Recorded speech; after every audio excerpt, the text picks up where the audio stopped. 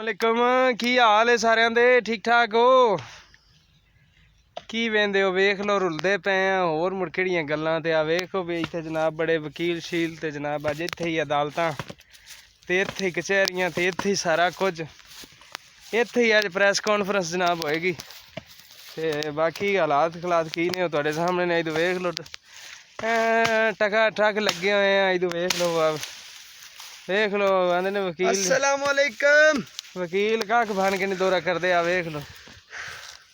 हाँ जी भाई जी डेली ला point channel है मेरा। हाँ जी की करदे इस चैनल नु सब्सक्राइब करो ते करदे की पे हो किंदियां कीतियां फद्दे बंदे हो अपनियां कीतियां हैं अपनियां कीतियां वजह को तो सा नहीं हो रहा रोशनी पाओ थोड़ी रोशनी की पावा सूरज दी रोशनी थोड़ी। हां देखो जनाब इधे ते कारी साहब बिस्मिल्लाह करा कारी साहब आ तो कारी साहब किन्नियां कीतियां भतीजे बंदे हो तेरियां हैं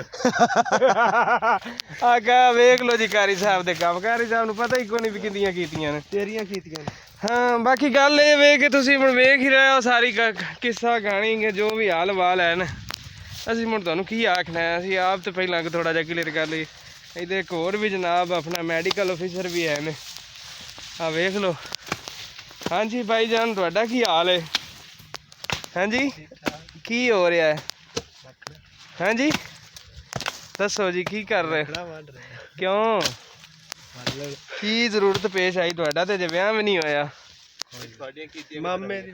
मामे दी मामा क्यों नहीं तो मंगार दे आए हो आज? हाँ जी अच्छा अच्छा मामा रोशनी पावे फिर इस ते तो मेरी गल सुन तू की लेना है सही दसने मैं ते हाल हवाल वेखण आया तुहाडे पर काम ते मेरे कोल नहीं हुंदा तुहानूं भी पता ते सजणों साह नाल साह ने पे रलदा सी पिंडां वाले साडी यही जिंदगी।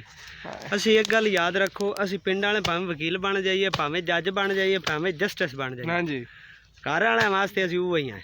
हाँ जी हुण मैं वकील हाँ ते घर वाले की लगे होसी अफसर होसी वकील पर उन्हें भाई सुबह के वारंट कड्ढे ने उन्हें आख्या जी घर लकड़ा कोई नहीं। हाँ जी लकड़ा वढ़ के सानू गल होई जे आ जाके समझते तुसीं गए हो भरा मेरा ये जर्नलिस्ट है हाल वेख रहा है ए बहु गल होई जे घर वालियां दे अगे ते घर दी अगे जी मौलवियां दम मारन दी जान आ मौलवियां नु वेख लो जे किसे दे लिखा हल खत्म शतम होवे ते हलवे ते केड़ी कार करदे ने आ वेख लो खांदे पैन ए आ वेखो ए अज करके खांदे पैन तुसीं खुद अंदाजा कर लो डेढ़ दा हिसाब ला के भी हलवियां ते किस हिसाब नाल पड़दे ने नहीं आओ अपने डेढ़ ले हाथ कर खा मेरा ते मोड़ है नहीं कर ता सही कर ता सही मेरी केड़ी गल है कर ता सही लो जनाब आ वेख लो मुड़ तुसीं कारी भी साहब जनाब अज जुड़े जे ते बाकी ये वेख गल होई जे आ जाके जो मर्जी कर लो गल होई जे जे बच जाओ तो चंगा है नहीं नहीं नहीं ना बचो हुण ना तेरे क्लाइंटां नु शेर सुनाइए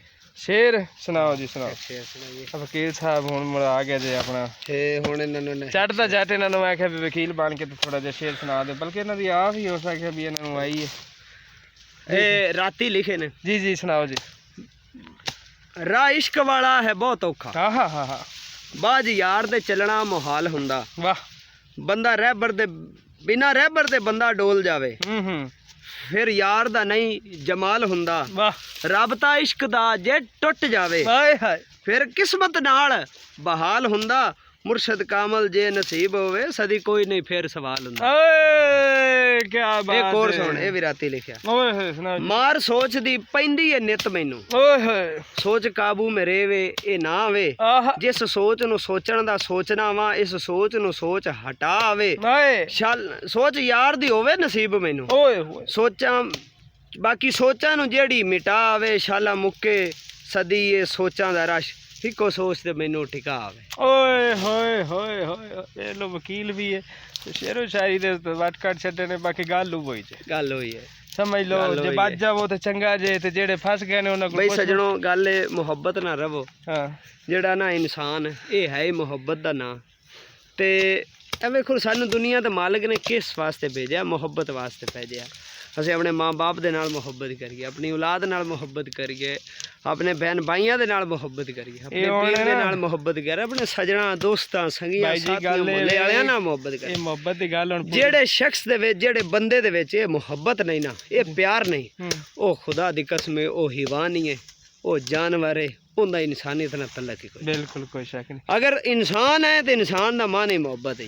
ਭਾਈ ਜੀ ਮੁਹੱਬਤ ਦਾ ਵੇਖ ਲੋ ਕਿੱਡਾ ਵੱਡਾ ਦਰਸ ਹੈ ਹੀ ਮੁਹੱਬਤ ਦਿੱਤਾ ਹੈ ਵਕੀਲ ਸਾਹਿਬਾਂ ਨੇ। ਮੁਹੱਬਤ ਕਰੋ, ਤੁਨ ਕੇ ਕਰੋ, ਪਾਕ ਮੁਹੱਬਤ ਕਰੋ, ਨਿਗਾਹ ਦੇ ਵਿੱਚ ਸ਼ਰਮੋ ਹਯਾ ਰੱਖੋ। ਅਗਰ ਕਿਸੇ ਦੇ ਘਰ ਜਾਵੋ, ਅਗਰ ਕਿਸੇ ਦੇ ਘਰ ਜਾਵੋ ਤੇ ਇੱਕ ਹੀ ਅਸੂਲ ਯਾਦ ਰੱਖੋ, ਮੇਰੀ ਸਰਕਾਰ ਫਰਮਾਉਂਦੇ ਨੇ ਹਜ਼ੂਰ ਮੀਆਂ ਮੁਹੰਮਦ ਬਖਸ਼ ਕਿ ਜਿਸ ਘਰ ਆਵਣ ਜਾਵਣ ਹੋਵੇ ਔਰ ਰੱਖੀਏ ਪਾਕ ਨਿਗਾਹਾਂ। ਓਏ ਜਿਸ ਘਰ ਆਵਣ ਜਾਵਣ ਹੋਵੇ, ਤੈਨੂੰ ਕੋਈ ਤਕਲੀਫ ਹੋਈ? ਨਹੀਂ ਅੱਛਾ, ਵੈਸੇ ਆ ਥੱਕ ਗਿਆ ਜਿਸ ਘਰ ਆਵਣ ਜਾਵਣ ਹੋਵੇ ਹੂੰ ਹੂੰ।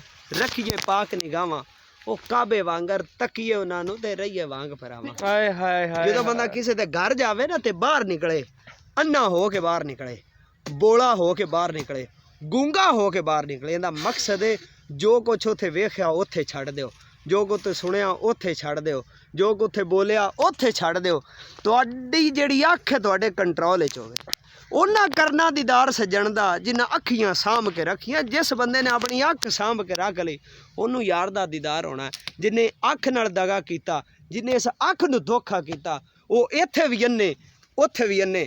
ਹਜ਼ਰਤ सैयद मीरा भीख फरमाते ने कि जिसको दर्शन इत नहीं उसको दर्शन उत नहीं, जिसको दर्शन इत है उसको इत और उत। ਆਏ ਹਾਏ ਇਹ ਮੁਹੱਬਤ ਦੀ ਵੇਖ ਲਓ ਵਕੀਲ ਸਾਹਿਬ ਨੇ ਕਿੱਡੀ ਵੱਡੀ ਮਿਸਾਲ ਦਿੱਤੀ। ਮੁਹੱਬਤ ਦੀ ਕੀਤੀ ਹੁਣ ਇਹ ਵੀ ਮੁਹੱਬਤ ਹੈ, ਇਹ ਵੀ ਮੁਹੱਬਤ ਹੈ ਤੇ ਅਹਿਸਾਸ ਦੀ ਗੱਲ ਹੈ ਵੀ ਸਾਰੇ ਚੈਨਲ ਨੂੰ ਸਬਸਕ੍ਰਾਈਬ ਵੀ ਕਰੋ, ਇਹਦੀ ਵੀਡੀਓ ਨੂੰ ਸ਼ੇਅਰ ਵੀ ਕਰੋ ਤੇ ਲਾਈਕ ਵੀ ਕਰੋ। ਯਾਰ ਇੰਜ ਦੀਆਂ ਗੱਲਾਂ ਤਾਂ ਕਿਤਾਬਾਂ 'ਚ ਵੀ ਨਹੀਂ ਲੱਭਦੀਆਂ ਜਿਹੜੀਆਂ ਅਸੀਂ ਤੁਹਾਨੂੰ ਦੱਸਦੇ ਪਏ। ਮੁਹੱਬਤ ਦੀਆਂ ਕੀਤੀਆਂ ਨੇ ਫਤਿਹਵਾਂ ਨੇ ਗੱਲ ਹੋਈ। ਤੇ ਮੁਹੱਬਤ ਕਰਨੀ ਕੋਈ ਜੁਰਮ ਨਹੀਂ, ਇਹ ਮੁਹੱਬਤ ਅੱਲਾਹ ਤਾਲਾ ਦਾ ਇਨਾਮ ਹੈ ਜਿਹੜਾ ਅੱਲਾਹ ਤਾਲਾ ਨੇ ਆਦਮ ਨੂੰ ਦਿੱਤਾ।